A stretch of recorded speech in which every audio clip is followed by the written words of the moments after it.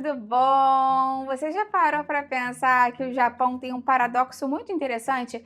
Ele é um dos países que mais se consome arroz, um carboidrato muito simples, é um amido muito disponível, mas mesmo assim tem uma baixa taxa de obesidade e sobrepeso.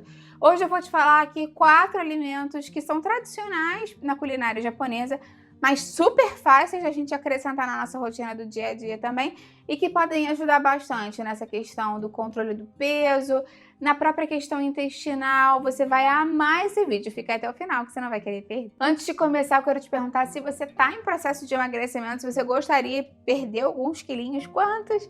Escreve para mim aqui embaixo nos comentários, eu vou adorar ver o seu comentário. Se você puder, já vai deixando sua curtida no vídeo, mostra para o YouTube que você apoia o canal, que você confia no meu conteúdo. E se você conhece alguém que está no processo de emagrecimento e quer dicas mais saudáveis, compartilhe esse vídeo. Vamos ampliar nessa corrente do bem. O primeiro alimento aqui da nossa lista é o miso, que é chamado, aquela pasta de soja fermentada. Hoje em dia é muito fácil de encontrar na maioria dos grandes supermercados, mas online também é super tranquilo. E essa pasta de soja fermentada é fermentada por um fungo conhecido como koji lá no Japão. E o mais interessante não é exatamente o ingrediente, mas esse processo, porque durante a fermentação o koji funciona como uma fábrica de enzimas.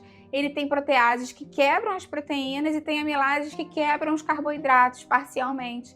Então o alimento já chega parcialmente pré-digerido e muda a forma com que o corpo consegue absorver os nutrientes. E esse é um ponto bem interessante. Além disso, tem a questão dele ser um alimento fermentado. Então, quando a soja está in natura, realmente ela tem proteínas mais complexas, tem até antinutrientes. Mas no miso acontece uma transformação interessante em que as proteínas viram aminoácidos livres, tem os peptídeos bioativos e os antinutrientes são reduzidos. Então, com isso, um dos principais compostos formados, olha que interessante, é o ácido glutâmico, que é responsável por aquele sabor umami, sabe? Bem temperadinho, levemente salgadinho. Mas além do sabor, esse ácido glutâmico tem um papel fisiológico muito interessante. Ele sinaliza para o corpo que nutrientes estão chegando no trato digestivo e ativa a digestão de uma forma mais eficiente. Além disso, tem uma questão do hábito, né? Porque o miso é um tipo de sopa que eles consomem um caldo, né? Não é nem uma sopa, é um caldo. Eles consomem antes das refeições principais.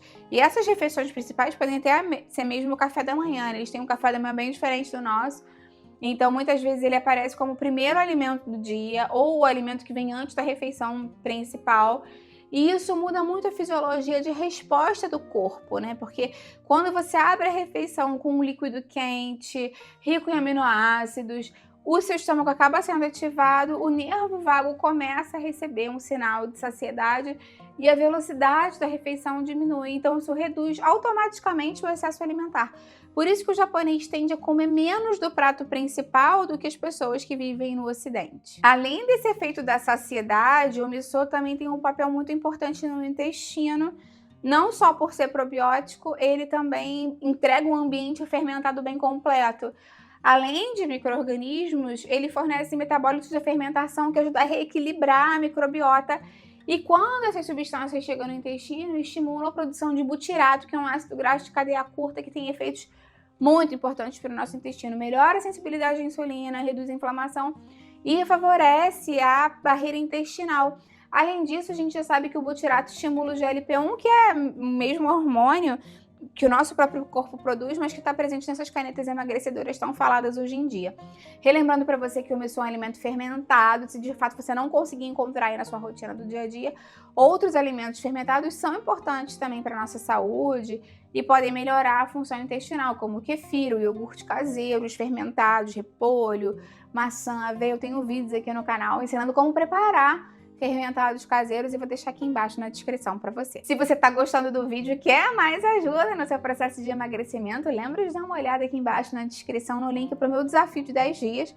Todo mundo tá adorando, cada dia você recebe um mini desafio e além desse eu tenho também para ajudar a controlar o açúcar do sangue para inflamação. Dá uma olhada aqui embaixo. O segundo alimento da nossa lista é o matcha, que também hoje em dia é muito conhecido e é bem verdinho, né? Muitas pessoas estão utilizando. Ele é um tipo de chá verde bem concentrado, diferente do chá verde comum, você consome ele com a folha inteira. Então eles pegam a folha inteira e moem a folha inteira e aí você acrescenta ele em pó mesmo, em suas preparações, bebidas e tudo mais.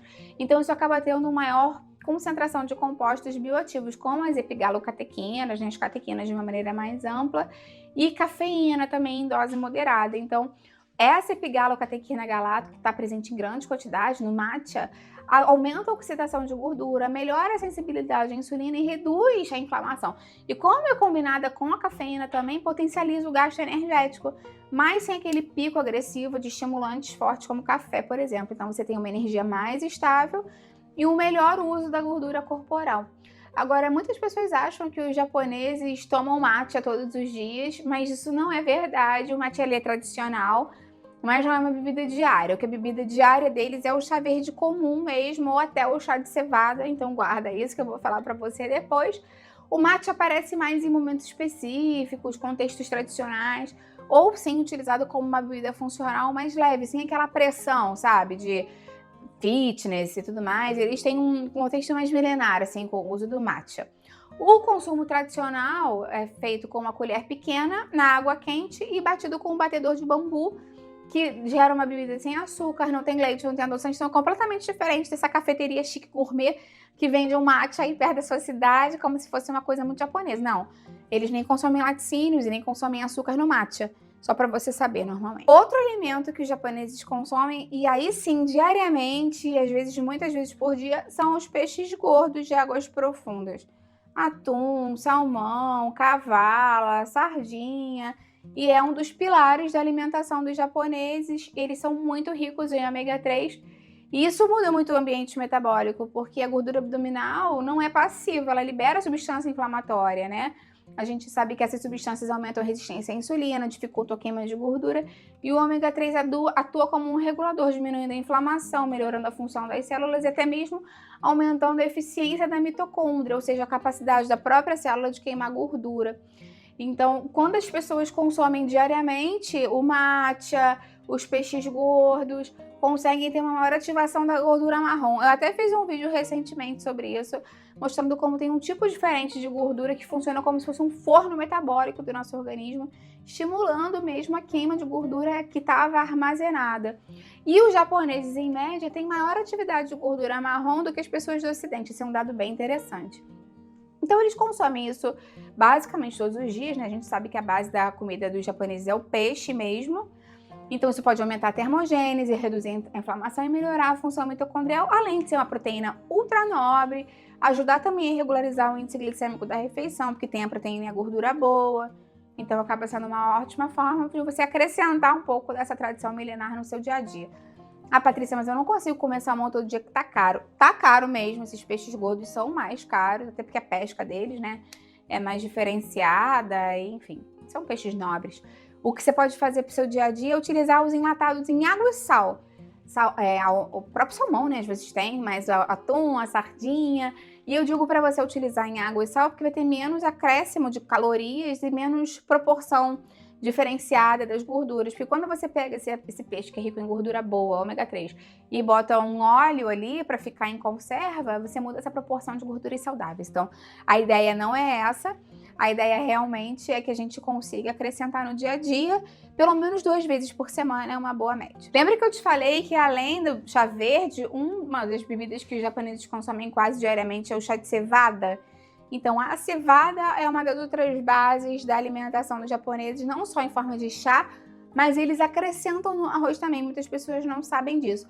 A cevada é muito rica em beta-glucana, uma fibra muito interessante que forma um gel no intestino, reduz a absorção de glicose, diminui o colesterol e melhora a microbiota também. Então, eles tendem a ter uma curva glicêmica mais estável, ou seja, mesmo consumindo mais arroz, o impacto metabólico é completamente diferente. E ainda tem essa questão também deles acrescentarem muitas vezes a cevada no arroz. Não é uma grande proporção, normalmente em torno de 20% de cevada para 80% do arroz, e eles misturam tudo junto ali na hora de consumir. Então acaba tendo mais proteína, mais fibra, mais, enfim, né? Resposta glicêmica diferenciada para o próprio arroz, que as pessoas às vezes acham que eles consomem puro no dia a dia. Lembra também que você pode ou não acrescentar essas bebidas e essas comidas no seu dia a dia todas, ou só uma, ou um dia duas. A ideia é se inspirar nessa alimentação milenar e tradicional, pegando dicas e, enfim, né, ideias diferentes para nossa rotina. Vai que você descobre aí que você adora chá de cevada e passa a consumir no seu almoço, no seu jantar, depois, né, em substituição a um café. Então fica a dica aqui, espero que você tenha gostado, deixa a curtida no vídeo, que isso me ajuda muito, e compartilha com quem você acha que vai se beneficiar também. Vamos ampliar nossa corrente do bem, que é isso que eu quero aqui com o canal. Até a próxima, tchau, tchau!